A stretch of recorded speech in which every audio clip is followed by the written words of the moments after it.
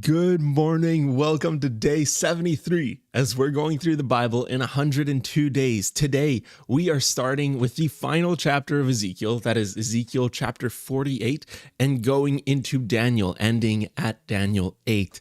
This is going to be a really interesting read, and this is such a fun challenge. It's been really great to do. I've learned a lot through it. I hope you have been learning and growing so much through this.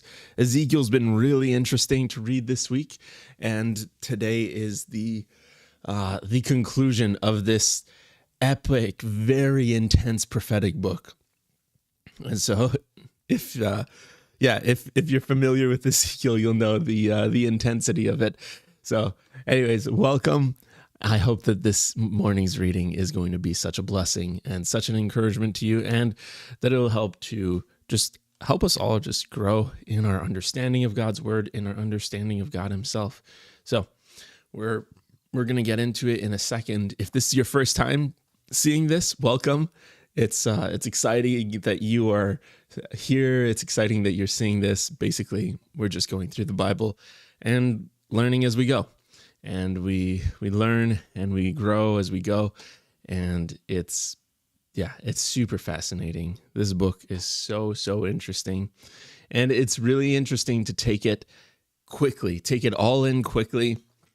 While there is a lot of details that fall through the cracks when you're doing that, there's a lot of other details that you noticed, a lot of like bigger picture contrasts that really stand out. So this is what this challenge is. This is what it's about. And if you're interested in the plan that we're doing, the plan's available in the description, along with where we're at. There's also a color-in version of all the books of the Bible, all the chapters of the books of the Bible, if you want to do this as well. Oh, there you go. Sorry, it's out of view of the camera, but there you go. This is I'm a pretty visual learner, visual person, so I like to be able to visualize things, and also colors just make it fun. And then so that's available in the description. There's also a reading schedule for when I'm reading, so if you're interested in that, that's Monday to Friday from 7 a.m. to about 8:30 a.m. and then Saturdays starting at 10 a.m. so that I get the opportunity to read with someone else. Then there's a few notes documents. There's one that's for my notes because I'll be taking notes as we go, and I'll just be taking a couple bullet point notes after every chapter, just to be able to have this kind of, have this resource of notes that I've taken on the whole chapter, or on the whole Bible, on every chapter of the Bible by the end of this challenge. And then there's also another notes, which is this other notes document is, pretty much similar. And it's like the same in format, but it is for collaborative notes. So if you have any thoughts, like anything that you notice in the text at any point, I would love to hear from you. Like I genuinely love hearing like what you're noticing in the text, and it really helps in terms of like dialogue, and it's really cool to be able to do this together. So let me know either if you're watching live in the chat, if you're watching after the fact in the comments, or in the collaborative notes document. And so that's the documents. All of those, they're all in the description of this live stream. And so I'm going to pray in a second, but before I do, the scriptures quoted are from the NET Bible, https://netbible.com, copyright 1996-2019, used with permission from Biblical Studies Press, LLC, all rights reserved. Let's pray, and let's dive in to the last chapter of Ezekiel. Lord our God, we come before you in need of you, our God, our mighty King. Lord, we thank you that this morning, this time, you are here with us. Thank you that we're not just reading your word absent of your presence, but we are reading it in the midst of your presence, Lord. I thank you that you are here with us. Thank you for guiding us, Lord. May we be open to your guiding as we read your word. that our eyes and minds would be led to what we are to grasp onto this day. And for whatever it is that you want to teach us in your word today, I thank you for your amazing word. And I thank you for this opportunity, this blessing it is to read it, to know it, to hear it, to just be immersed into your word, Lord. Transform us, renew our minds, God. I pray in your mighty name, Jesus. Amen. All right. So let's get started. Ezekiel 48, the last chapter of Ezekiel. Here. All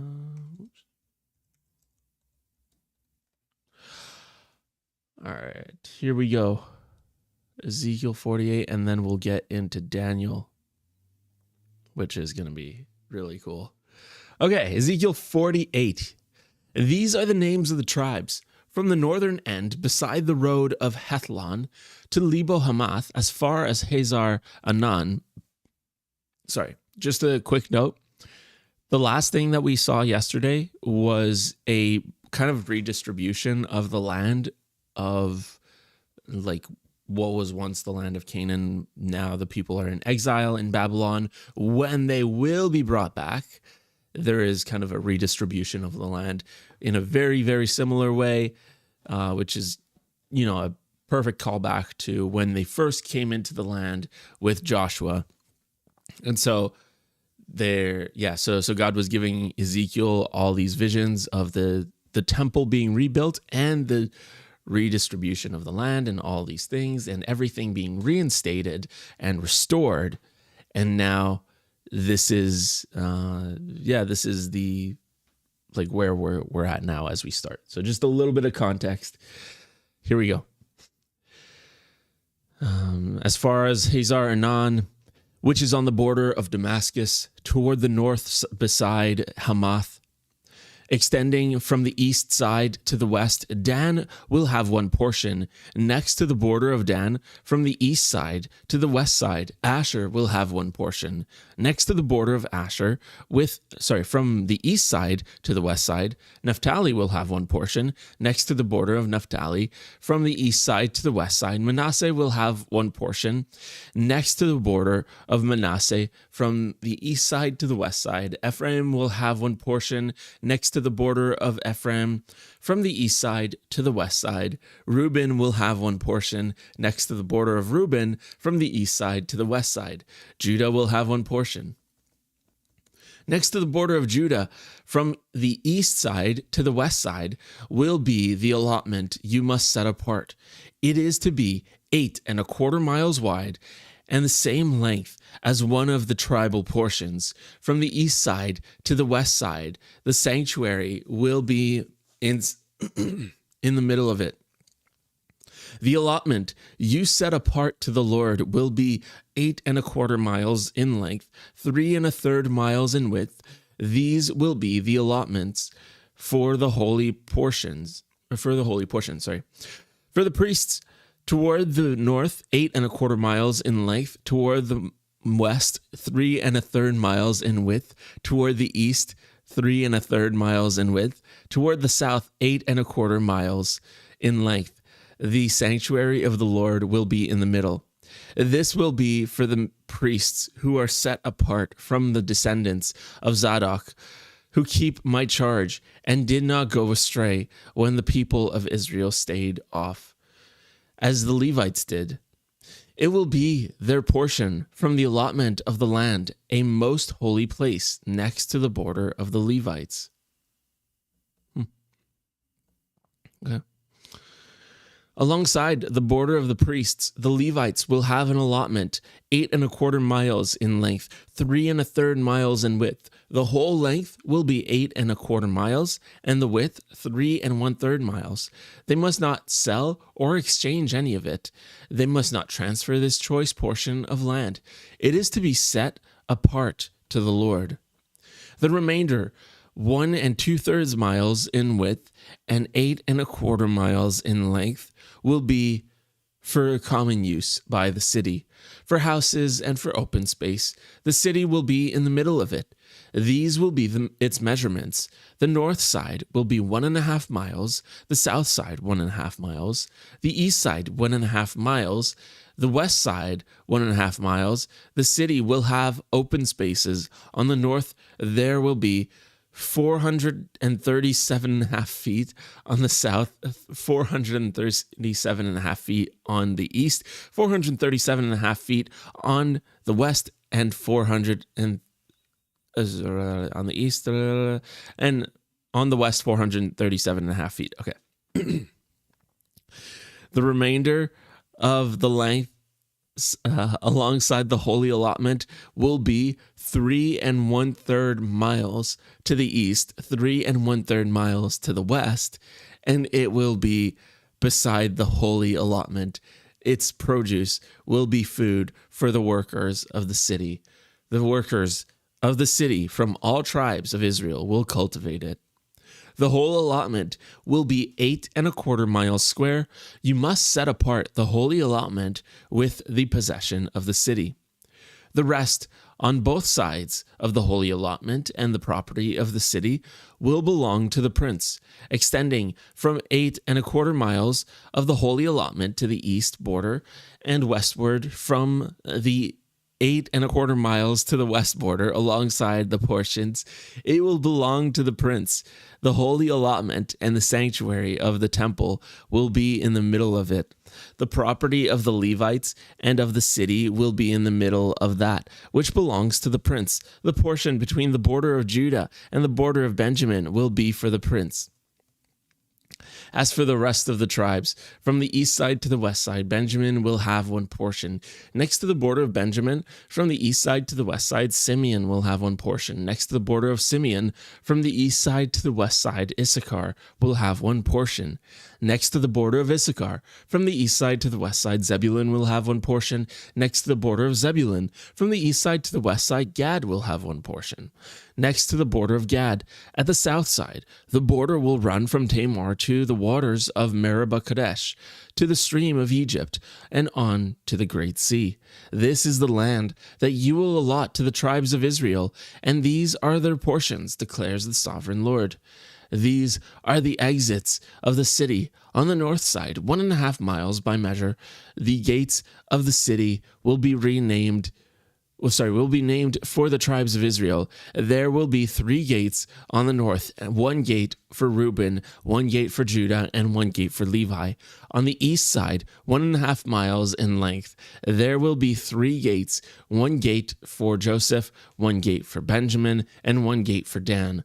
On the south side, 1.5 miles by measure, there will be 3 gates, 1 gate for Simeon, 1 gate for Issachar, 1 gate for Zebulun. On the west side, 1.5 miles in length, there will be 3 gates, 1 gate for Gad, 1 gate for Asher, 1 gate for Naphtali. The circumference of the city will be 6 miles. The name of the city from that day forward will be "The Lord is there." Neat. Sorry, I was getting hung up on all the numbers because I was trying to do conversions in my head to kilometers so I could understand it, but it wasn't really working while reading at the same time. All right. Setting apart of the holy allotments of land for the priesthood. Yeah, I'll leave it at that. All right, on to Daniel. Here we go. This is one of the best known books of the Bible, has some of the most iconic stories in the Bible, and it is very well known. At least the first half of the book is very well known, and these stories are awesome, and we're about to read them. So let's get right into it. In the 3rd year of the reign of King Jehoiakim of Judah, King Nebuchadnezzar of Babylon advanced against Jerusalem and laid it under siege. Now the Lord delivered King Jehoiakim of Judah into his power, along with some of the vessels of the temple of God. He brought them to the land of Babylonia, to the temple of his God, and put the vessels in the treasury of his God. The king commanded Ashpenaz, who was in charge of his court officials, to choose some of the Israelites who were of royal and noble descent, young men in whom there was no physical defect, and who were handsome, well versed in all kinds of wisdom, well educated, and having keen insight, and who were capable of entering the king's royal service, and to teach them the literature, the language of the Babylonians. So the king assigned them a daily ration from his royal delicacies and from the wine he himself drank. They were to be trained for the next 3 years. At the end of that time, they were to enter the king's service. As it turned out, among these young men were some from Judah: Daniel, Hananiah, Mishael, and Azariah. But the overseer of the court officials renamed them. He gave Daniel the name Belteshazzar. Hananiah he named Shadrach. Mishael he named Meshach. And Azariah he named Abednego. But Daniel made up his mind that he would not defile himself with the royal delicacies or the royal wine. He therefore asked the overseer of the court officials for permission not to defile himself. Then God made the overseer of the court officials sympathetic to Daniel. But he responded to Daniel, "I fear my master the king. He is the one who has decided your food and drink. What would happen if he saw that you looked malnourished in comparison to the other young men your age? If that happened, you would endanger my life with the king." Daniel then spoke to the warden, whom the overseer of the court official had appointed over Daniel, Hananiah, Mishael, and Azariah. "Please test your servants for 10 days by providing us with some vegetables to eat and water to drink. Then compare our appearance with that of the young men who are eating the royal delicacies. Deal with us in light of what you see." So the warden agreed to their proposal and tested them for 10 days. At the end of the 10 days, their appearance was better, and their bodies were healthier than all the young men who had been eating the royal delicacies. So the warden removed the delicacies and the wine from their diet and gave them a diet of vegetables instead. Now, as for these 4 young men, God endowed them with knowledge and skill in all sorts of literature and wisdom. And Daniel had insight into all kinds of visions and dreams. When the appointed time by the king arrived, the overseer of the court officials brought them into Nebuchadnezzar's presence. When the king spoke with them, he did not find among the entire group anyone like Daniel, Hananiah, Mishael, or Azariah. So they entered the king's service. In every matter of wisdom and insight the king asked them about, he found them to be 10 times better than any of the magicians and astrologers that were in his entire empire. Now Daniel lived on until the first year of Cyrus the king.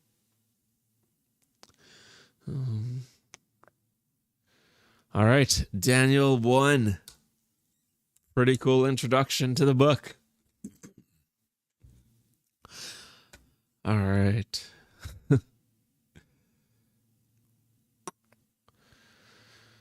So here's King Nebuchadnezzar. We've been introduced to him already in the last couple of books.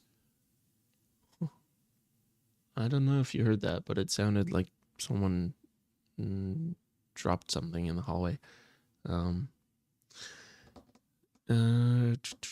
Yeah, so we've been introduced to Nebuchadnezzar in the last couple books. So in Jeremiah and Ezekiel, with the destruction of Jerusalem, now we're getting like an inside view, like within Babylon, what's going on.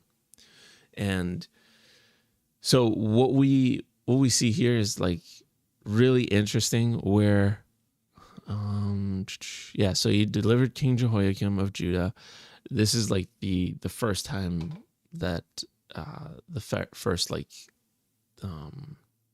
batch of people that get brought over. I think, yeah, because it's King Jehoiakim. So this is still pre-destruction of Jerusalem, but post-exile. Oh wait, no. Now the Lord delivered Jehoiakim along with some of the vessels of the temple. Okay. I'm not sure. Maybe this is because there's King Jehoiakim and then there's King Zedekiah, and both of them Jehoiakim gets deported along with a bunch of people, and then he goes back when Zedekiah is king, and he just completely destroys the city. Okay. But anyways, sorry, I'm getting caught up in the details. Noble descent, young men. Okay. King Nebuchadnezzar has some young men of noble descent set aside for his royal service, and he gives them the best food that he himself eats, and the same wine that he drinks.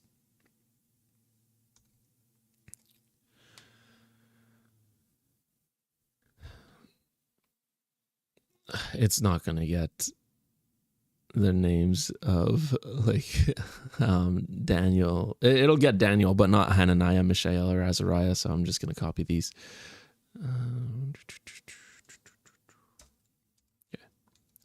Do not want to be defiled by eating these foods, and so they request that they be tested for 10 days with vegetables and water. And then at the end of those days, they end up stronger. So the person watching over them switches the diet for everyone when he sees that they are stronger. There was no one in the land, none of the magicians or other wise men in the empire. Oh no.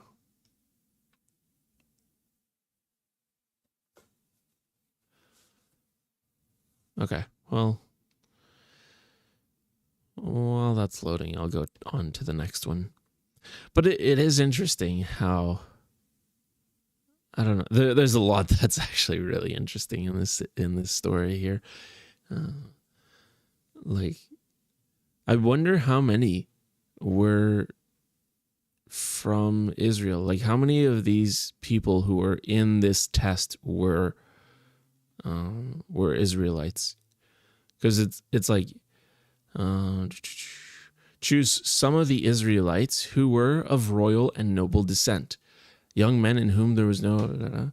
So it sounds like there could be more. Maybe not, but there could be. Anyways, really, really interesting how they decide they don't want to be defiled by the king's food, even though this food would have been just insanely good, like the best food they would ever had, literally king's table food. And they decide, yeah, no, it's we want to honor God with what we eat, and like the food that was being served was not honoring to God, and so they did not eat it, and instead just had vegetables and water, which sounds sad, but it wasn't. It really wasn't, because they ended up being stronger and healthier than they otherwise would have been, than everyone else who was eating all the choice meats and everything else and the best wines and everything. So, okay, or other wise men in the whole empire. All right. So, Daniel chapter 2. This book is crazy. It's awesome. All right. Nebuchadnezzar has a disturbing dream. In the second year of his reign, Nebuchadnezzar had many dreams. His mind was disturbed, and he suffered from insomnia. The king issued an order to summon the magicians, astrologers, sorcerers, and wise men in order to explain his dreams to him. So they came and awaited the king's instructions. The king told them, "I have had a dream, and I am anxious to understand the dream." The wise men replied to the king, "What follows in Aramaic? O king, live forever. Tell your servants the dream, and we will disclose its interpretation." The king replied to the wise men, "My decision is firm. If you do not inform me of both the dream and its interpretation, you will be dismembered and your homes reduced to rubble.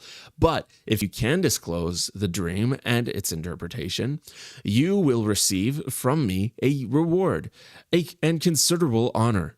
So disclose to me the dream and its interpretation." They again replied, "Let the king inform us of the dream, then we will disclose its interpretation." The king replied, "I know for sure that you are attempting to gain time because you see that my decision is firm. If you don't inform me of the dream, there is only one thing that is going to happen to you. For you have agreed among yourselves to report to me something false and deceitful until such time as this might change. So tell me the dream, and I will have confidence that you can disclose its interpretation." The wise men replied to the king, "There is no man on earth who is able to disclose the king's secret, for no king, regardless of his position and power, has ever requested such a thing from any magician, astrologer, or wise man. What the king is asking is too difficult, and no one exists who can disclose it to the king except for the gods, but they don't live among mortals." Because of this, the king got furiously angry and gave orders to destroy all the wise men of Babylon. So a decree went out, and the wise men were about to be executed. They also sought Daniel and his friends so that they could be executed. Then Daniel spoke with prudent counsel to Arioch, who was in charge of the king's executioners and who had gone out to execute the wise men of Babylon. He inquired of Arioch, the king's deputy, "Why is the decree from the king so urgent?" Then Arioch informed Daniel about the matter. So Daniel went in and requested the king to grant him time, that he might disclose the interpretation to the king. Then Daniel went to his home and informed his friends, Hananiah, Mishael, and Azariah, of the matter. He asked them to pray for mercy from the God of heaven concerning this mystery, so that he and his friends would not be destroyed along with the rest of the wise men of Babylon. Then in a night vision, the mystery was revealed to Daniel. So Daniel praised the God of heaven, saying, "Let the name of God be praised forever and ever, for wisdom and power belong to him. He changes times and seasons, deposing some kings and establishing others. He gives wisdom to the wise. He imparts knowledge to those with understanding. He reveals deep and hidden things. He knows what is in the darkness, and light resides with him. O God of my fathers, I acknowledge and glorify you, for you have bestowed wisdom and power on me. Now you have enabled me to understand what we requested from you, for you have enabled us to understand the king's dilemma." Then Daniel went to see Arioch, whom the king had appointed to destroy the wise men of Babylon. He came and said to him, "Don't destroy the wise men of Babylon. Escort me to the king, and I will disclose the interpretation to him." So Arioch quickly ushered Daniel into the king's presence, saying to him, "I have found a man from the captives of Judah who can make known the interpretation to the king." The king then asked Daniel, whose name was also Belteshazzar, "Are you able to make known to me the dream that I saw, as well as its interpretation?" Daniel replied to the king, "The mystery that the king is asking about is such that no wise man, astrologer, magician, or diviners can possibly disclose to the king. However, There is a God in heaven who reveals mysteries, and he has made known to King Nebuchadnezzar what will happen in the times to come. The dream and the visions you had while lying on your bed are as follows. As for you, O king, while you were in your bed and your thoughts turned to future things, the revealer of mysteries has made known to you what will take place. As for me, this mystery was revealed to me, not because I possess more wisdom than any other living person, but so that the king may understand the interpretation and comprehend the thoughts of your mind. You, O king, were watching as a great statue, one of impressive size and extraordinary brightness, was standing before you. Its appearance caused alarm. As for that statue, its head was of fine gold, its chest and arms were of silver, its belly and thighs were of bronze, its legs were of iron, its feet were partly of iron and partly of clay. You were watching as a stone was cut out, but not by human hands. It struck the statue on its iron and clay feet, breaking them in pieces. Then the iron, clay, bronze, silver, and gold were broken in pieces without distinction, and became like chaff from the summer threshing floors that the wind carries away. Not a trace of them could be found, but the stone that struck the statue became a large mountain that filled the entire earth. This was the dream. Now we will set forth before the king its interpretation.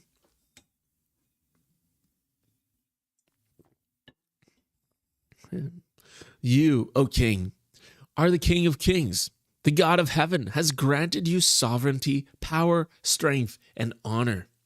Wherever human beings, wild animals, and birds of the sky live, he has given them into your power. He has given you authority over them all. You are the head of gold. Now, after you, another kingdom will arise, one inferior to yours. Then a third kingdom, one of bronze, will rule all the earth. Then there will be a fourth kingdom, one strong like iron. Just like iron breaks in pieces and shatters everything, and as iron breaks in pieces all these metals, so it will break in pieces and crush the others. In that, you were seeing feet and toes, partly of wet clay and partly of iron. So this will be a divided kingdom. Some of the strength of iron will be in it, for you saw iron mixed with wet clay. In that the toes of the feet were partly of iron and partly of clay. The latter stages of this kingdom will be partly strong and partly fragile.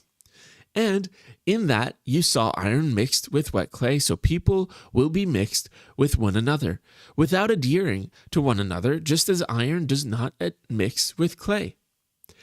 In the days of those kings, the God of heaven will raise up an everlasting kingdom that will not be destroyed, and a kingdom that will not be left to another people.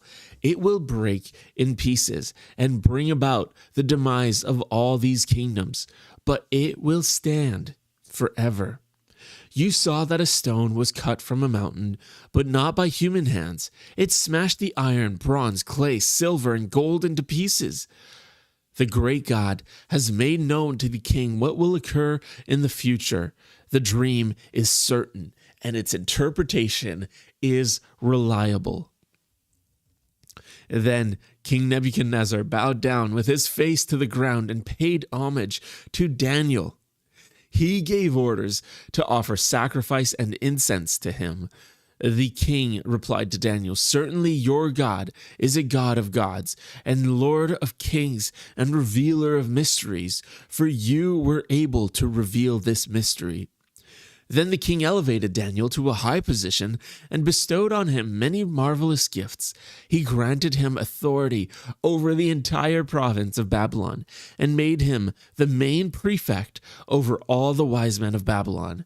And at Daniel's request, the king anointed Shadrach, Meshach, and Abednego over the administration of the province of Babylon. Daniel himself served in the king's court. Whoa. A crazy dream. What a crazy dream. And a crazy request, too. What? Oh, really neat. Really, really neat. Nebuchadnezzar has a dream, and he wants the wise men and astrologers and others of the sort to tell him the dream and the interpretation. Obviously, they are unable to tell him the dream, and so he is enraged and has orders that all the wise men and magicians and astrologers be put to death. Daniel hears of this and goes to the king. It is God who reveals mysteries. It is God who knows all things. Nebuchadnezzar's dream was prophetic of his current kingdom and the following kingdoms that would come after him.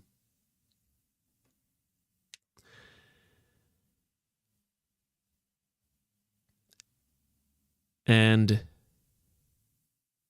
a rock that smashes them all and becomes a mountain that fills the whole earth.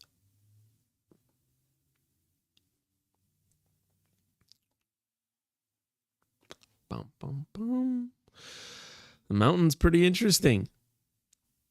If you're a Christian today, that mountain is very, very interesting. This is really cool.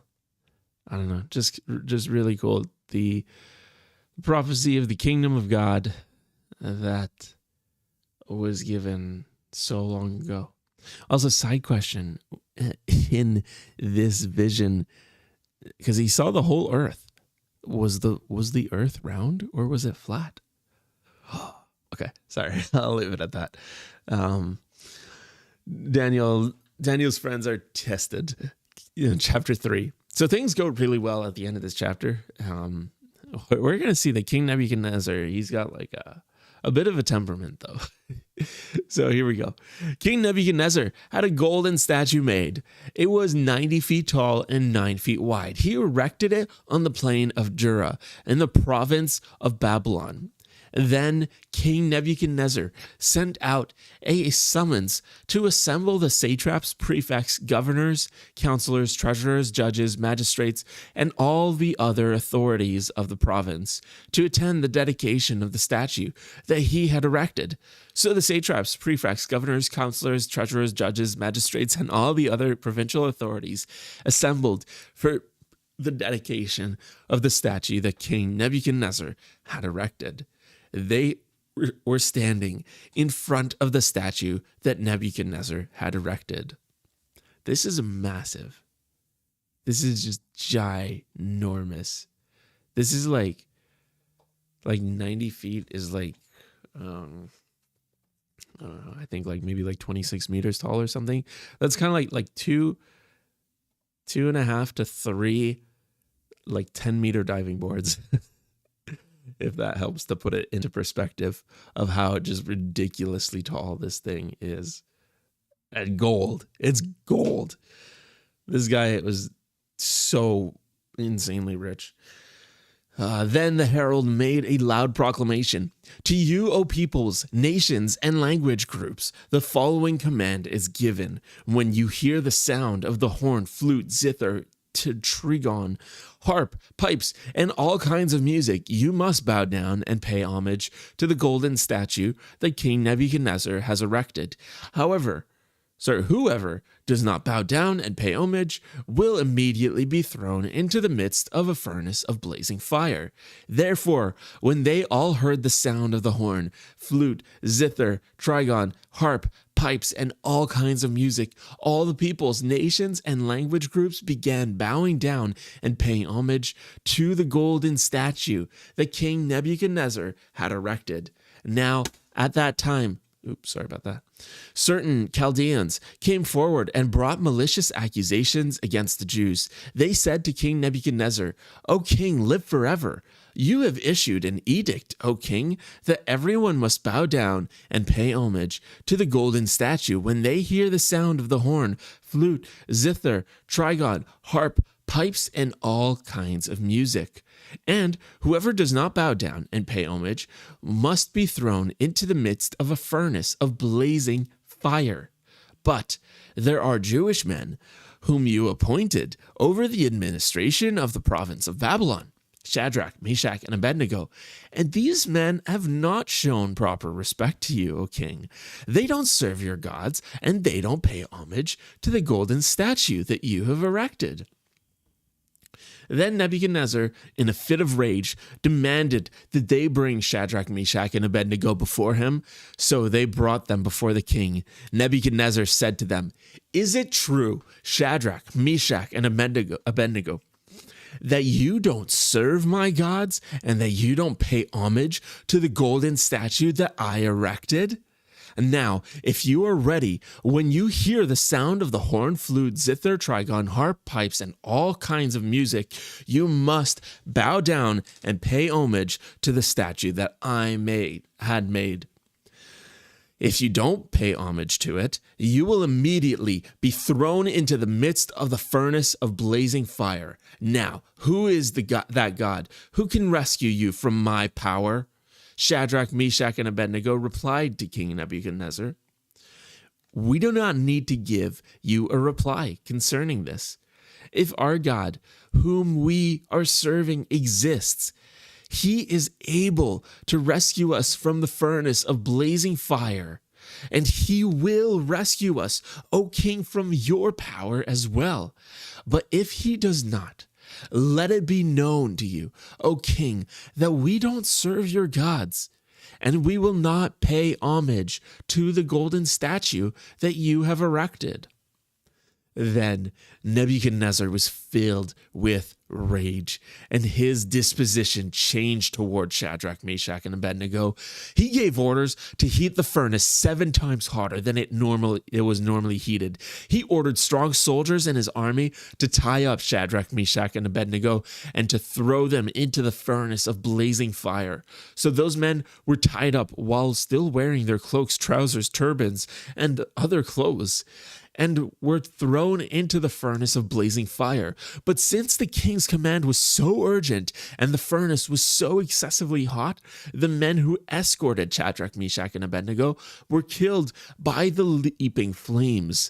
But those 3 men, Shadrach, Meshach, and Abednego, fell into the furnace of blazing fire while still securely bound.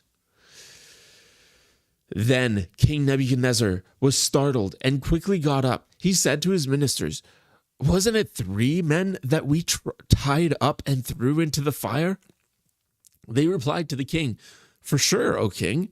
He answered, "But I see 4 men untied and walking around in the midst of the fire. No harm has come to them, and the appearance of the 4th is like that of a god."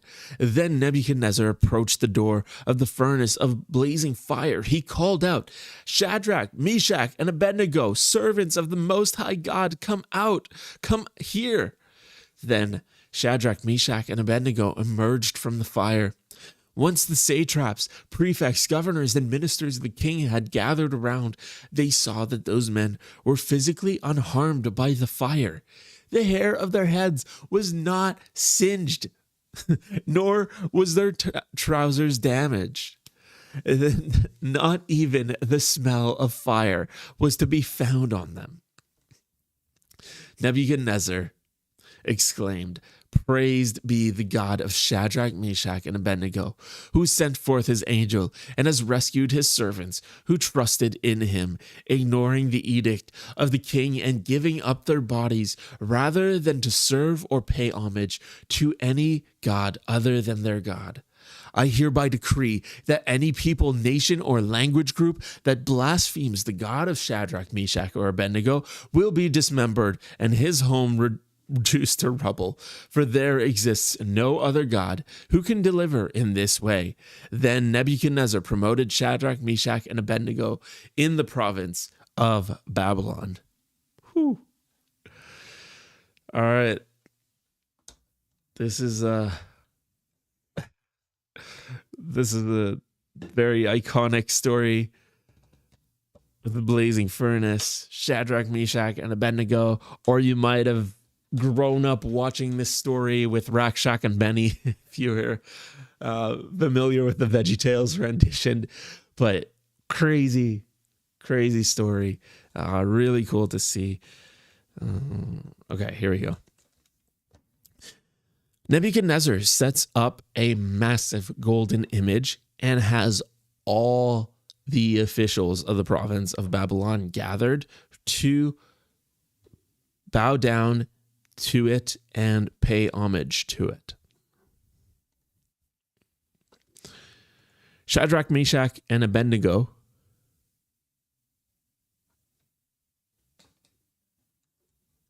it actually got it. All right. Refuse, even under direct threat of being thrown into a fiery furnace.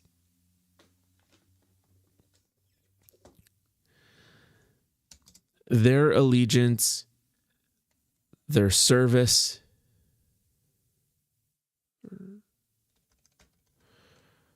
lives are for God alone.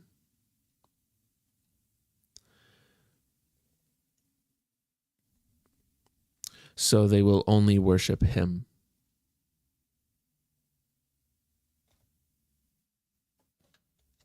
Oh, it even capitalized the H. Nice.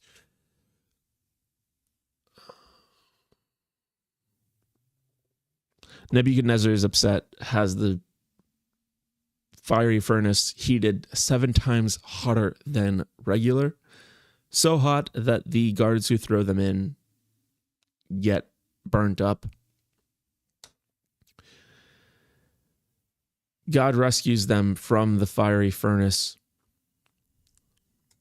There's a 4th man in the fire with them. Nebuchadnezzar recognizes God's great power.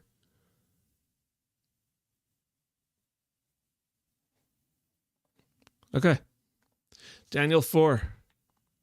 King Nebuchadnezzar, to all peoples, nations, and language groups that live in all the land, peace and prosperity. I am delighted to tell you about the signs and wonders that the Most High God has done for me. How great are his signs, how mighty are his wonders. His kingdom will last forever, and his authority continues from one generation to the next. I, Nebuchadnezzar, was relaxing in my home, living luxuriously in my palace. I saw a dream that frightened me badly. The things I imagined while lying on my bed, these visions of my mind, were terrifying me. So I issued an order for all the wise men of Babylon to be brought before me, so that they could make known to me the interpretation of the dream. When the magicians, astrologers, wise men, and diviners entered, I recounted the dream for them, but they were unable to make known its interpretation to me. Later, Daniel entered, whose name is Belteshazzar, after the name of my God, and in whom there is a spirit of the holy gods. I recounted the dream for him as well, saying, Belteshazzar, chief of the magicians, in whom I know there is to be a spirit of the holy gods, and whom no mystery baffles, consider my dream, and saw and set forth its interpretation. Here are the visions of my mind while I was on my bed. While I was watching, there was a tree in the middle of the land. It was enormously tall. The tree grew large and strong. Its top reached far into the sky. It could be seen from the borders of all the land. Its foliage was attractive and its fruit plentiful. On it, there was food enough for all. Under it, the wild animals used to seek shade. And in its branches, the birds of the sky used to nest. All creatures used to feed themselves from it. While I was watching, in my mind, visions on my bed, a holy sentinel came down from heaven. He called out loudly as follows: "Chop down the tree and lop off its branches. Strip off its foliage and scatter its fruit. Let the animals flee from under it and the birds from its branches, but leave its taproot, on the ground, with a band of iron and bronze around it. Surrounded by the grass of the field, let it become damp with the dew of the sky. Let it live with the animals in the grass of the land. Let his mind be altered from that of a human being, and let an animal's mind be given to him. And let 7 periods of time go by for him." This announcement is by the decree of the sentinels. This decision is by the pronouncement of the holy ones, so that those who are alive may understand that the Most High has authority over human kingdoms, and he bestows them on whomever he wishes. He establishes them, even the lowliest of human beings. This is the dream that I, King Nebuchadnezzar, saw. Now you, Belteshazzar, declare its interpretation, for none of the wise men in my kingdom are able to make known to me the interpretation. But you can do so, for a spirit of the holy gods is in you. Then Daniel, whose name is also Belteshazzar, was upset. For a brief time, his thoughts were alarming him. The king said, "Belteshazzar, don't let the dream and its interpretation alarm you." But Belteshazzar replied, "Sir, if only the dream were for your enemies and its interpretation applied to your adversaries. The tree that you saw that grew large and strong, whose top reached into the sky, and that could be seen in all the land, whose foliage was attractive and its fruit plentiful, and from which there was food available for all, under whose branches wild animals used to live, and in whose branches birds of the sky used to nest. It is you, O king, for you have become great and strong. Your greatness is such that it reaches to heaven, and your authority to the ends of the earth.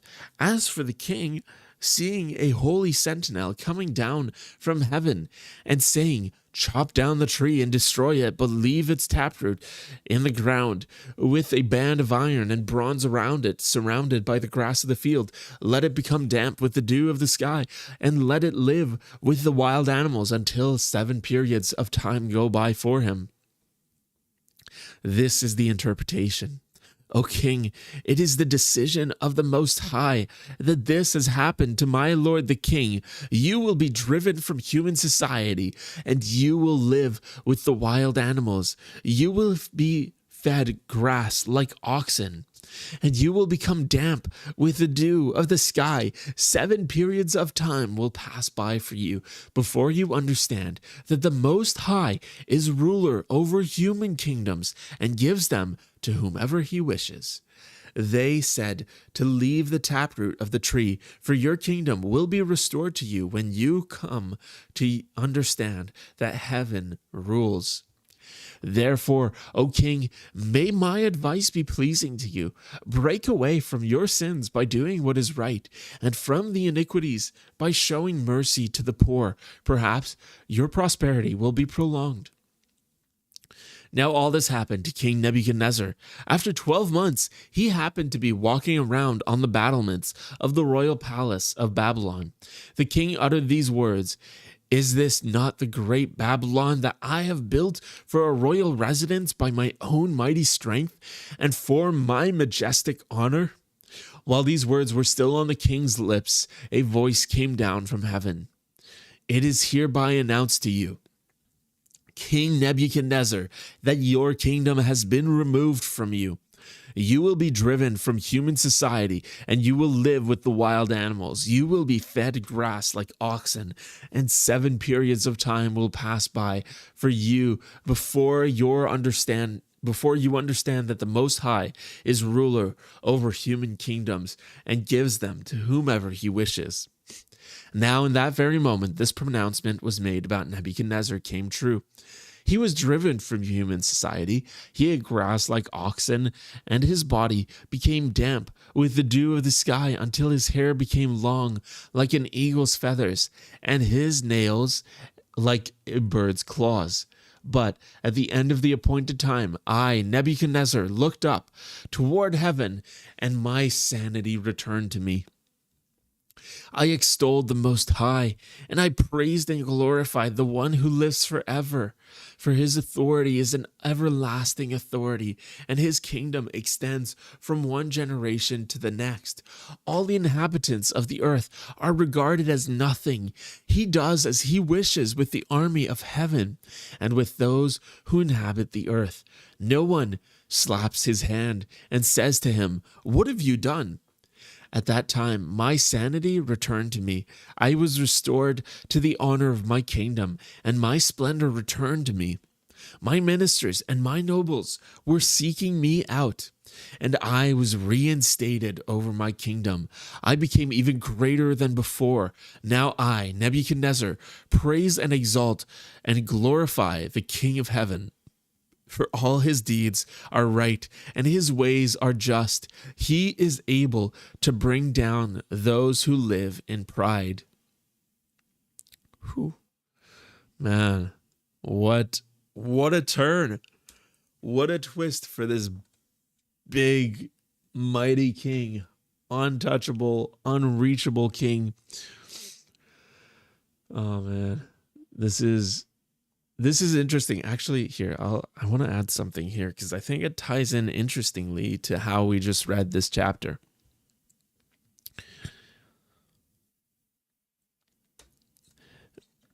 Makes an order against anyone who says anything against God.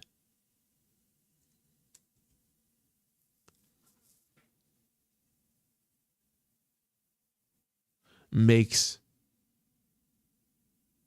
an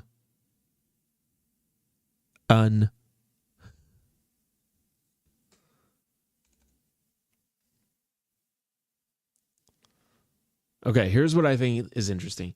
So he made that order at the end of the last chapter. I think that there's kind of like a successive, like, growing in recognition of God that we're seeing in Nebuchadnezzar's life, where at first, there's all the foods and everything that's going on with the foods that they are to eat. But it's still like he still, worships his gods and whatever. Then in the next chapter, but like we still see like, Daniel, Hananiah, Mishael, and Azariah set apart. They're like distinct. Then in the next chapter, he has a dream that no one can interpret, and Daniel reveals to him, hey, only God can do this. Only God can reveal these mysteries, and God has revealed mysteries to you about future events and future kingdoms. And so he recognizes, okay, like that's a thing. Then at the end of the next chapter, he goes on to recognize at the end of chapter 3 that there is this God, like the God that Daniel, Azariah, Mishael, and Hananiah worship, specifically the last three in the chapter 3. And he recognizes that God, and then he just kind of puts like a prohibition on all the people from saying anything wrong. And it's pretty intense one, pretty gruesome one too. Like if, or like, I don't know, pretty intense one, I guess is a better word. But like if anyone says anything against their God, then their houses will be turned to rubble and they will be destroyed.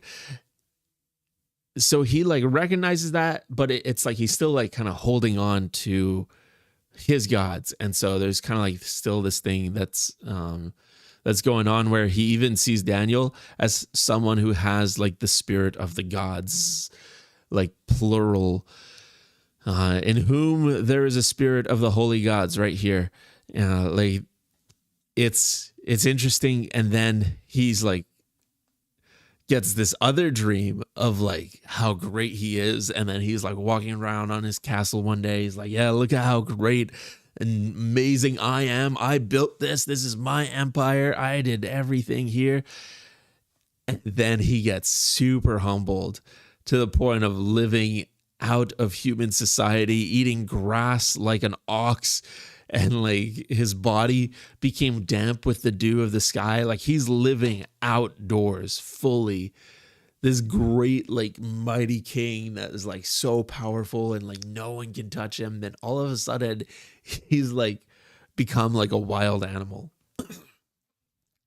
And then he makes this like huge proclamation recognizing like, I extolled the Most High. Like he recognizes his authority is an everlasting authority. Like,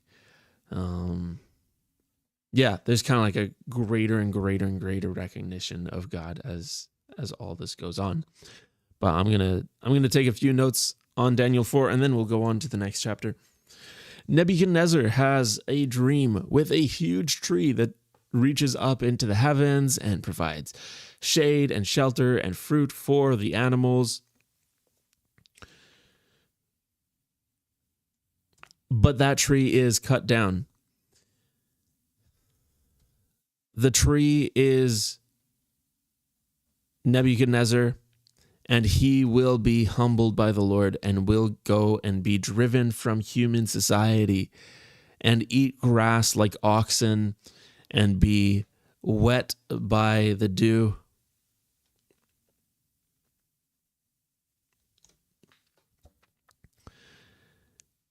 And this happens. And then Nebuchadnezzar recognizes God and God's supreme authority over everything in creation.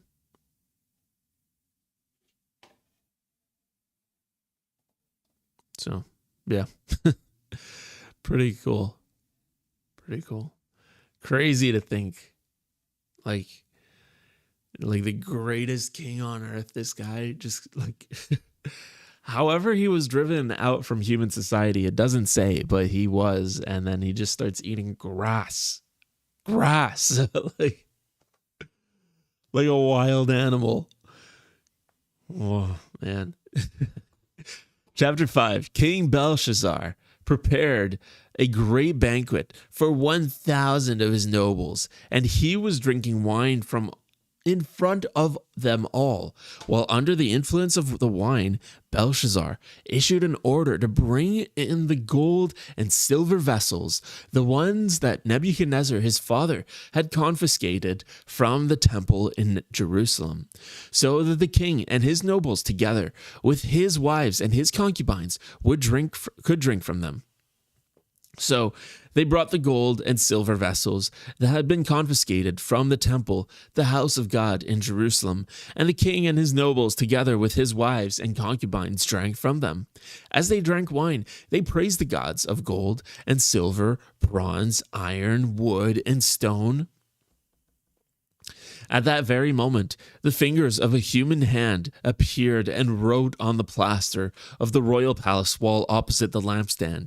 The king was watching the back of the hand that was writing. Then all the color drained from the king's face, and he became alarmed. The joints of his grip gave way, and his knees began knocking together. The king called out loudly to summon the astrologers, wise men, and diviners. The king proclaimed to the wise men of Babylon that anyone who could read this inscription and disclose its interpretation would be clothed in purple and have a golden collar placed on his neck and be the third ruler in the kingdom. So all the king's wise men came in, but they were unable to read the writing or to make known its interpretation to the king. Then Belshazzar was very terrified, and he was visibly shaken. His nobles were completely dumbfounded due to the noise caused by the king and his nobles. The queen mother then entered the banquet room. She said, "O king, live forever. Don't be alarmed. Don't be shaken. There is a man in your kingdom who has within him a spirit of the holy gods. In the days of your father, he proved to have insight, discernment, and wisdom like that of the gods. King Nebuchadnezzar, your father, appointed him chief of the magicians, astrologers, wise men, and diviners. Thus, there was found in this man Daniel, whom the king renamed Belteshazzar, an extraordinary knowledge, and skill to interpret dreams, explain riddles, and solve difficult problems. Now summon Daniel, and he will disclose the interpretation." So Daniel was brought in before the king. The king said to Daniel, "Are you that Daniel who is the one of the captives of Judah, who my father, the king, brought from Judah? I have heard about you, how there is a spirit of the gods in you, and how you have insight, discernment, and extraordinary wisdom." Now the wise men and astrologers were brought before me to read this writing and make known to me its interpretation. But they were unable to disclose the interpretation of the message. However, I have heard that you are able to provide interpretations and to solve difficult problems. Now, if you are able to read this writing and make known to me its interpretation, you will wear purple and have a golden collar around your neck and be the third ruler in the kingdom. But Daniel replied to the king, "Keep your gifts and give your rewards to someone else. However, I will read the writing for the king and make known its interpretation. As for you, O king, the Most High God bestowed on your father Nebuchadnezzar a kingdom, greatness, honor, and majesty. Due to the greatness that he bestowed on him, all peoples, nations, and language groups were trembling with fear before him. He killed whom he wished, he spared whom he wished, he exalted whom he wished, and he brought low whom he wished. And when his mind became arrogant and his spirit filled with pride, he was deposed from his royal throne, and his honor was removed from him. He was driven from human society. His mind was changed to that of an animal. He lived with the wild donkeys. He was fed grass like oxen, and his body became damp with the dew of the sky, until he came to understand that the Most High God rules over human kingdoms, and he appoints over them whomever he wishes. But you, his son Belshazzar, have not humbled yourself, although you knew all this. Instead, you have exalted yourself against the Lord of heaven. You brought before you the vessels from his temple, and you and your nobles, together with your wives and concubines, drank wine from them. You praised the gods of silver, gold, bronze, iron, wood, and stone, gods that cannot see or hear or comprehend. But you have not glorified the God who has in his control your very breath and all your ways. Therefore, the palm of your hand was sent from him. The palm of a hand was sent from him, and this writing was inscribed. This is the writing that was inscribed: Mene, Mene, Tekel, Farsin, and Farsin. This is the interpretation of the words. As for Mene, God has numbered your kingdom's days and brought it to an end. As for Tekel, you are weighed on the balances and found to be lacking. As for Perez, your kingdom is divided and given over to the Medes and Persians. Then on Belshazzar's orders, Daniel was clothed in purple, and a golden collar was placed around his neck, and he was proclaimed third ruler in the kingdom. And that very night, Belshazzar, the Babylonian king, was killed. So Darius the Mede took control of the kingdom when he was about 62 years old. Whoa. Belshazzar, man.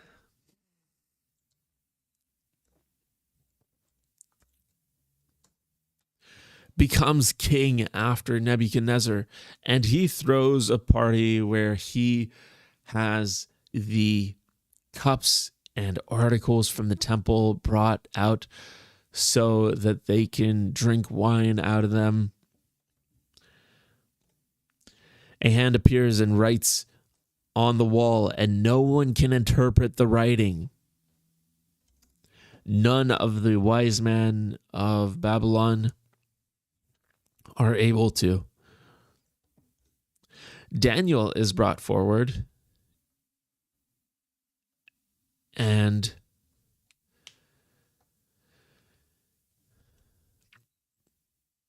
God gives him the interpretation.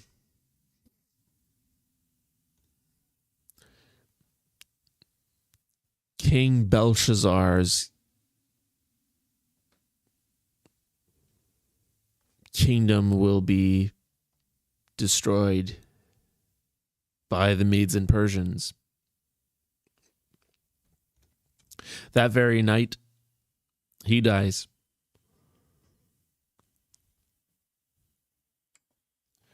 Okay. Daniel 6. It seemed like a good idea to Darius to appoint over the kingdom 120 satraps who would be in charge of the entire kingdom. Over them would be 3 supervisors, one of whom was Daniel. These satraps were accountable to them so that the king's interest might not occur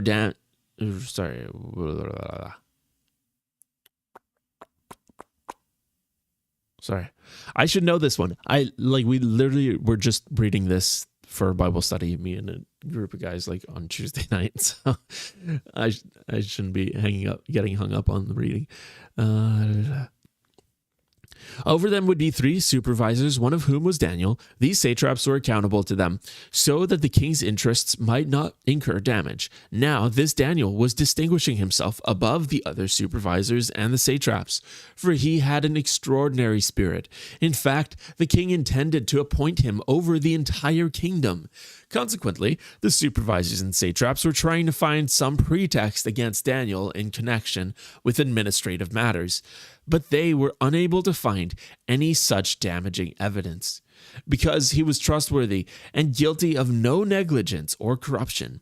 So these men concluded, we won't find any pretext against this man Daniel unless it is in connection with the law of his God.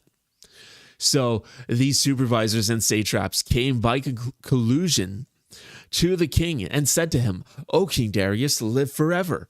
To all these, the supervisors of the kingdom, the prefects, satraps, counselors, and governors, it seemed like a good idea for a royal edict to be issued and an interdict to be enforced.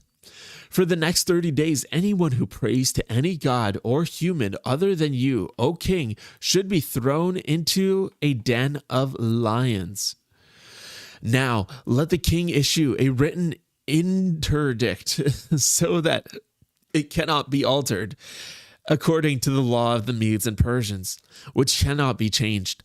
So King Darius issued the written interdict. When Daniel realized that a written decree had been issued, he entered his home, where the windows of his upper room opened toward Jerusalem. 3 times daily he was kneeling and offering prayers and thanks to his God, just as he had been accustomed to do previously. And then those officials who had gone to the king came by collusion and found Daniel praying and asking for help before his God. So they approached the king and said to him, Did you not issue an edict for the effect of that for the next 30 days, anyone who prays to any god or human other than you, O king, would be thrown into a den of lions? The king replied, That is correct, according to the law of the Medes and Persians, which cannot be changed.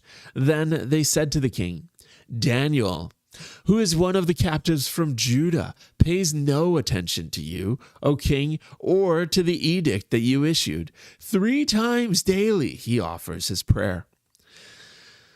When the king heard this, he was very upset and began thinking about how he might rescue Daniel until the late afternoon. He was struggling to find a way to rescue him. Then those men came by collusion to the king and said to him, Recall, O king, that it is a law of the Medes and Persians that no edict or decree that the king issues can be changed. So the king gave the order, and Daniel was brought and thrown into a den of lions. The king consoled Daniel by saying, "Your God, whom you continually serve, will rescue you." Then a stone was brought and placed over the opening to the den. The king sealed it with his signet ring and with those of his nobles, so that nothing could be changed with regard to Daniel. Then the king departed to his palace, but he spent the night without eating, and no diversions were brought to him. He was unable to sleep. In the morning, at the earliest sign of daylight, the king got up and rushed to the lion's den. As he approached the den, he called out to Daniel in a worried voice, "Daniel, servant of the living God, was your God, whom you continually serve, able to rescue you from the lions?" Then Daniel spoke to the king, "O king, live forever. My God sent his angel and closed the lions' mouths so that they have not harmed me, because I was found to be innocent before him, nor have I done any harm to you, O king." Then the king was delighted and gave an order to haul Daniel up from the den. So Daniel was hauled up out of the den. He had no injury of any kind because he had trusted in his God. The king gave another order, and those men who had maliciously accused Daniel were brought and thrown into the lion's den. They, their children, and their wives, they did not even reach the bottom of the den before the lions overpowered them and crushed all their bones. Then King Darius wrote to all the peoples, nations, and language groups who were living in all the land, "Peace and prosperity. I have issued an edict that throughout all the dominion of my kingdom, people are to revere and fear the God of Daniel. For he is the living God. He endures forever. His kingdom will not be destroyed. His authority is forever. He rescues and delivers and performs signs and wonders in the heavens and on the earth. He has rescued Daniel from the power of the lions." So this Daniel prospered during the reign of Darius and the reign of Cyrus the Persian. Oh, man. Oh, let's see. Interdict, a court order that tells someone not to do something. Okay. Yeah, that makes sense. Thank you. Yeah, thank you. I don't think I've ever read that word before. It sounds like an edict, so it makes sense. But yeah, thank you. Thank you for that definition. All right. This was obviously a pretty famous story, but I find it really interesting in terms of our bulk reading of the morning. I'm going to get to that in a second, though. King Darius is in charge, and the other officials don't like that he is going to promote Daniel. And so they try to find a way to get rid of him legally. And so they trick King Darius into making a law that everyone has to pray to only him for a month. They do this knowing that Daniel will pray. Daniel hears of the law and goes to pray. Daniel is thrown into the den of lions.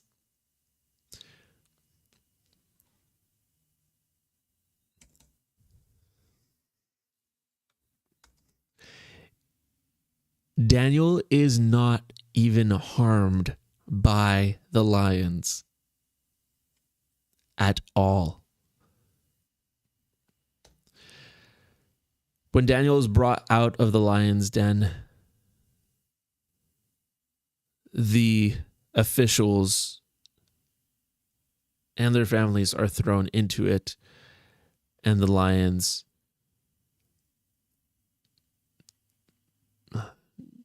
devour them very quickly. It's like before they even touch the ground. Oh, Whoa. What did I do? I did some kind of a hotkey thing that did not go over well. No. Okay. All right. Well, we're back. While it's loading, I don't know what I did. I accidentally hit some kind of a hotkey, and now it closed all the tabs. But that's okay. Let's see. What I was gonna say is that I found really interesting as we were reading it just now. This is like definitely a very well-known Bible story, one of the best known Bible stories. And it's a great story. It's a really great story, but it's really interesting having read the other parts of Daniel before this today. So let's just recap quickly to make sense of it. First of all, I find it interesting because of the stories that's a little too far. Not quite far enough. Daniel. Okay, well, it is taking some time to load, so I'm just going to let it do its thing. Daniel is not present at the story of the fiery furnace.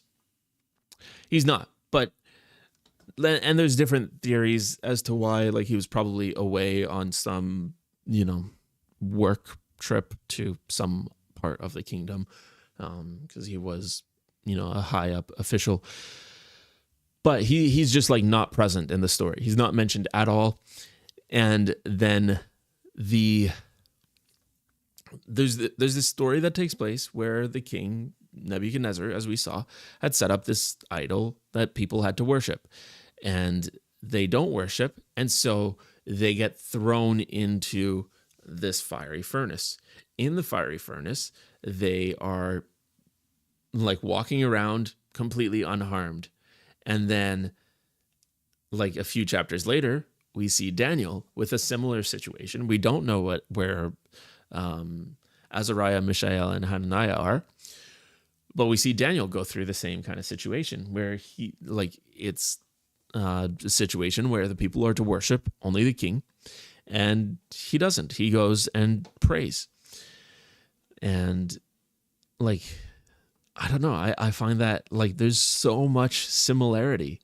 So then he prays and he gets thrown into the den of lions, just like they were thrown into the fiery furnace. And then he comes out completely unharmed. But it's not because of what was going on inside in terms of a natural, normal thing, because in Shadrach, Meshach, and Abednego, the flames were so hot that they killed the people who were throwing them into the flames. And then in Daniel, the lions were so hungry that they ate the people and devoured them. The people thrown in died before they even hit the ground. The situations were really, really intense in these confined spaces, these containers. One's a furnace, one's a kind of some kind of a cave or a hole in the ground, a den of sorts. It is a den, but either way, the fire is really, really intense, and the lions are really, really hungry, and none of them are even touched. There's not even a smell of fire, it said, on their clothes. And Daniel's got not a scrape. He's just totally fine hanging out with these famished lions. Just really, really interesting. Okay, let's read chapter 7. Daniel has a vision of 4 animals coming up from the sea. Actually, no, sorry. This is the one that I read this week for Bible study. The last one was the week before. Anyways, sorry. In the first year of King Belshazzar of Babylon, Daniel had a dream filled with visions while he was lying on his bed. Then he wrote down the dream in summary fashion. Daniel explained, "I was watching in my vision during the night as the 4 winds of the sky were stirring up the great sea. Then 4 large beasts came up from the sea. They were different from one another. The first one was like a lion with eagle's wings. As I watched, its wings were pulled off and it was lifted up from the ground. It was made to stand on 2 feet like a human being, and a human mind was given to it.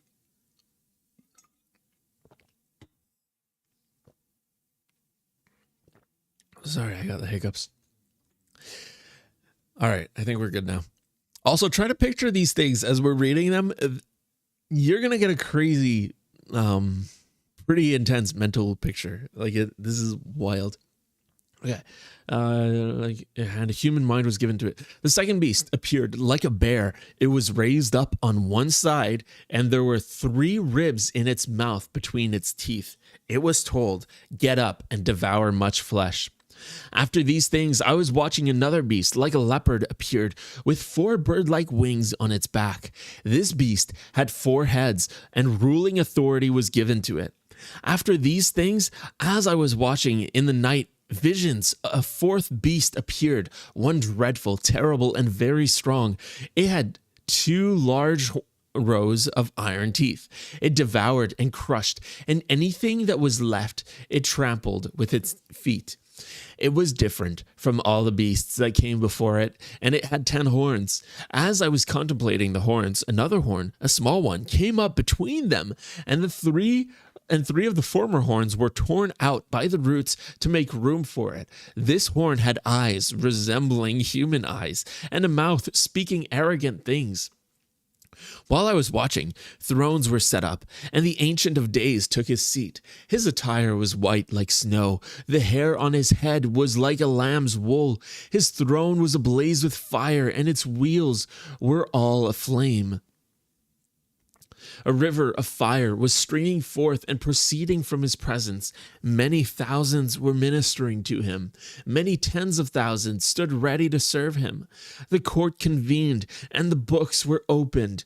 Then I kept on watching because of the arrogant words of the horn that was speaking. I was watching until the beast was killed and its body destroyed and thrown into the flaming fire. As for the rest of the beasts, their ruling authority had already been removed, though they were permitted to go on living for a time and a reason.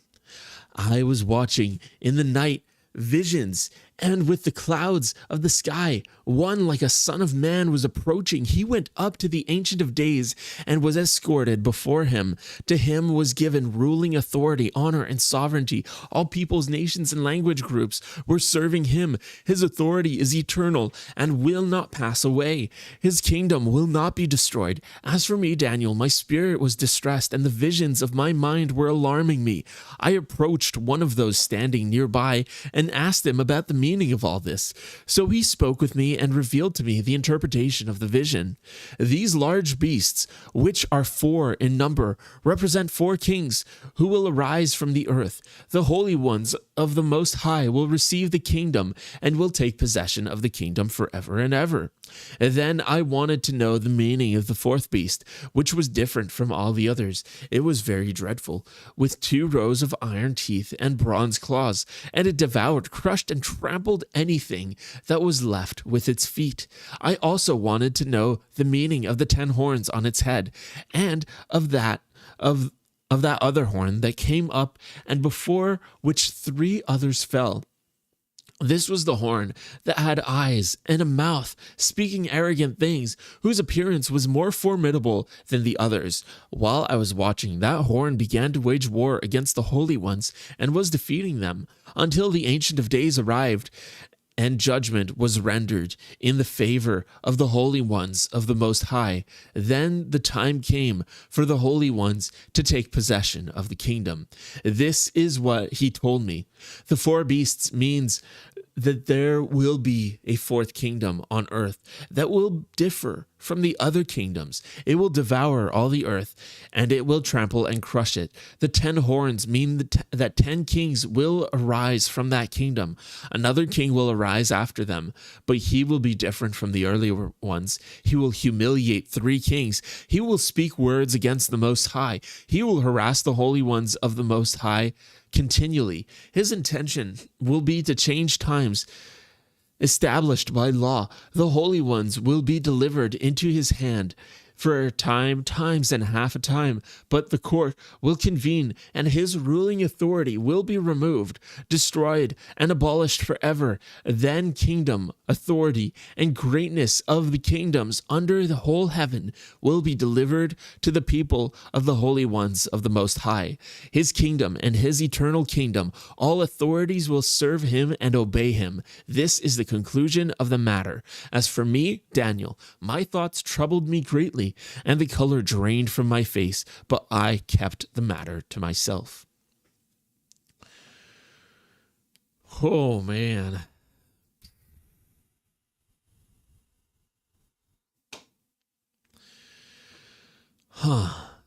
Where do you begin? This is some pretty intense prophetic stuff here. Vision of the four beasts.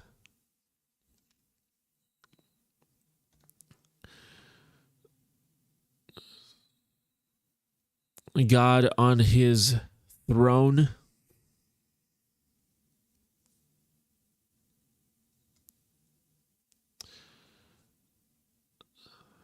Let's see.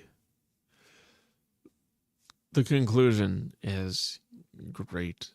It says, then the kingdom, authority, and greatness of the kingdoms under the whole heaven will be delivered to the people of the holy ones of the Most High. His kingdom is an eternal kingdom. All authorities will serve him and obey him. Ooh.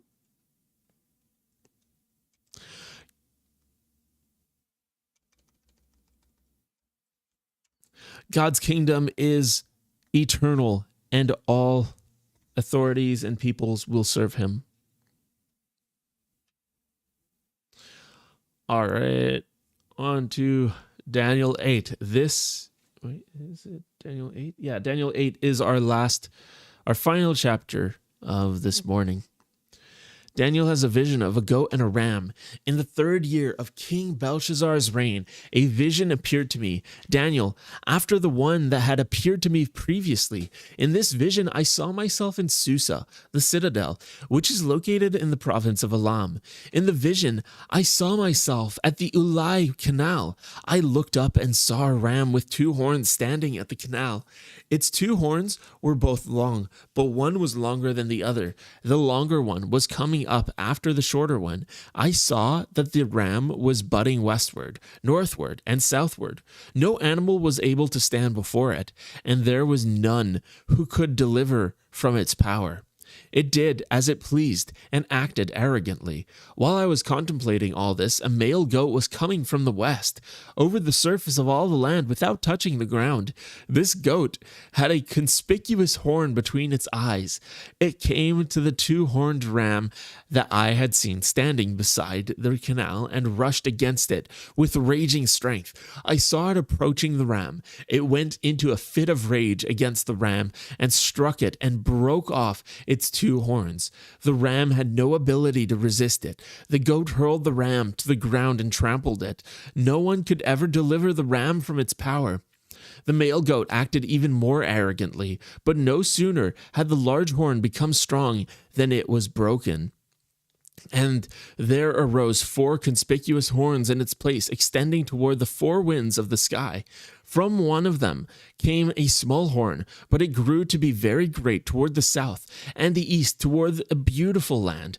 It grew so great it reached the army of heaven, and it brought about the fall of some of the army and some of the stars to the ground where it trampled them. It also acted arrogantly against the prince of the army, from whom the daily sacrifice was removed and whose sanctuary was thrown down. The army was given over along with the daily sacrifice in its course of his sinful rebellion. It hurled truth to the ground and enjoyed success. Then I heard a holy one speaking. Another holy one said to the one who was speaking, "To what period of time does the vision pertain?" This vision concerning the daily sacrifice and the destructive act of rebellion and the giving over of both the sanctuary and army to be trampled. He said to me, to 2,300 evenings and mornings. Then the sanctuary will be put right again. Huh. I, Daniel, was watching the vision. I sought to understand it. No, now one who appeared to be a man was standing before me.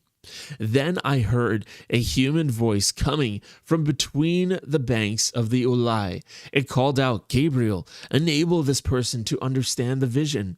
So he approached the place where I was standing. As he came, I felt terrified and fell on the ground. Then he said to me, "Understand, son of man, that the vision pertains to the time of the end." As he spoke with me, I fell into a trance with my face to the ground, but he touched me and stood me upright. Then he said, "I am going to inform you about what will happen in the latter time of wrath. For the vision pertains to the appointed time of the end. The ram that you saw with the two horns stands for the kings of Media and Persia. The male goat is the king of Greece, and a large horn between its eyes is the first king. The horn that was broken, and in whose place there arose four others, stands for four kingdoms that will arise from his nation, though they will not have his strength. This is crazy specific. Toward the end of their rule, when rebellious acts are complete, a rash and deceitful king will arise. His power will be great, but it will not be by his strength alone. He will cause terrible destruction. He will be successful in what he undertakes. He will destroy powerful people and the people of the holy ones.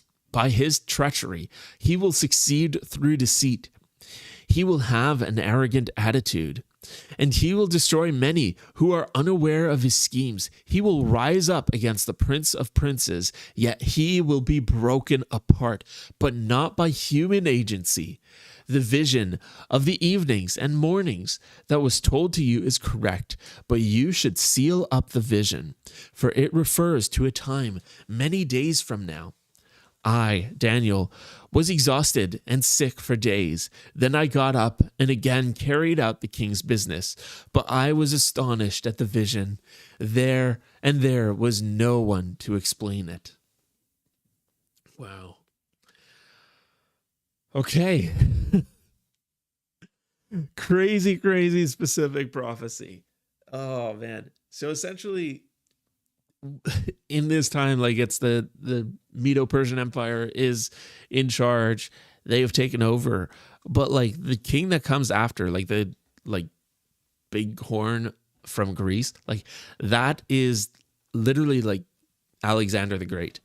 And then after Alexander the Great dies, literally his kingdom was split into four kingdoms right after him, like four, sub-Greek kingdoms. Wild prophecies, man. Wildly specific and accurate. Just so cool, man. Just so cool seeing what God has said will happen. Seeing just how God knows all things. And we've seen in today's reading God's great power exalted over everything, over every ruler of the earth. Like, that's good that we know God. It's good that we serve God. And I'm amazed at the Lord. Let's pray. God, thank you so much. Thank you so much, Lord Almighty, that we get to know you. We get to serve you. You are our King. You are the one we serve, the one we live for, the one we worship. Our lives, our allegiance, our dedication, our devotion is to you. Lord, I thank you that we get to read these words this morning and just be amazed and reflect on you, how you reign over all, how just amazing it is that you are all-knowing, all-powerful, and we get to know you personally. Lord, thank you. Thank you, Jesus. We pray in your mighty name. Amen. I hope you'll have an absolutely amazing day. And I am excited to see you tomorrow when we finish Daniel, and then we'll get into the minor prophets as well. So see you tomorrow. God bless you. Shalom.